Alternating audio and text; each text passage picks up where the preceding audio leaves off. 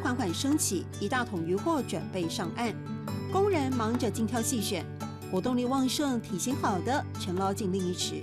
贵妃鱼，我们看到这个体型比较大，是要做种鱼。种鱼，所以就是对于接下来的扩充，其实是有很长远的计划，是，对不对？可以这样问吗？这丁勇进行的如何？都董孙熙，都董孙熙是。所以贵妃鱼来到台湾，就是接受度也高，经济价值也高。对，说顺利是因为它通过越洋异域的考验。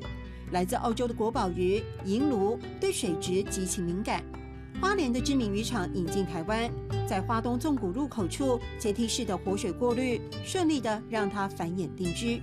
你们拥有一个5星级的养殖地理环境呢，为什么不养殖一些5星级的比较高经济价值的东西？现在目前的情况下，总共有到35甲专门在养殖这条鱼。这条鱼是我们明日之星，所以才开辟35甲来养这条鱼，所以今年的产量有100万尾以上。渔场业者蔡国华口中的明日之星，有个尊贵的名字，取作贵妃鱼，因为肉质鲜嫩，体型丰腴，犹如杨贵妃化身。这边是以阶梯式的一个养殖模式，活水阶梯式的一个养殖模式，所以这边养殖出来的这个鱼呢，完全不会有臭泥味。这个就是那个淡水的拖罗，鱼中的极品。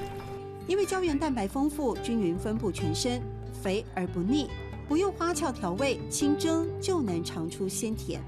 它的肉质呢，跟这个五花肉雷同，一层油一层肉。那么那一层油呢，就是胶原蛋白，所以女孩子来吃呢，养颜美容。那么它粗骨也没有细刺，所以连小朋友来或是老人家来吃呢，都是非常的安全。真过瘾！端上国宴的鲜鱼佳肴，寻常百姓也能大快朵颐。周东勇都董孙熙，周东勇都董孙熙。